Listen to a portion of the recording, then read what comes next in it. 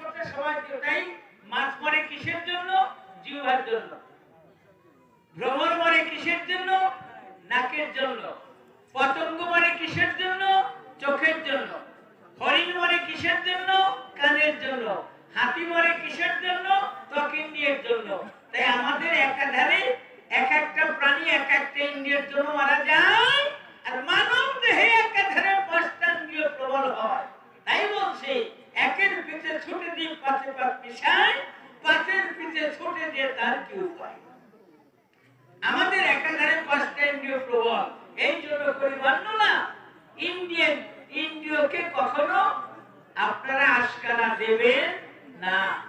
আমাকে দলে আছে একজন আর জিহ্বেন্দ্রিয় প্রবল, আমাকেই দলে আছে জিহ্বেন্দ্রিয় প্রবল। যা দাও মোটে না নাই, ডাক বাক্সের মতো। সরকারি ডাক বাক্স রাখছে, কোম্পানিতে আকরাই থই চিঠি ফেলায়, ওই চিঠিতে গুমা খেয়ে দেবেন তাও গেলবে, ওরা বন্ধ হবে না। এইরকম আমার দলে একটা আছে, ও যা পায় তাই খায়। ছেলে কাজে বউ কাজে, তুমি কি ঘুষ খাও না? স্বামী চাকরিতে বাড়িতেইছে, ছোট্ট ছেলে পাশে আছে, বউ কয় তুমি এত টাকা পাইলে কোথায়, ঘুষ খাও না? স্বামী কয় একটু একটু খাই, ছোট্ট ছেলে কয় বাবা আমি ঘুষ খাবো।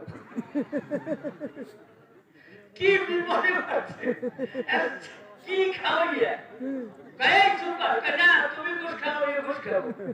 ও তো বোঝে না যে ঘুষ কি।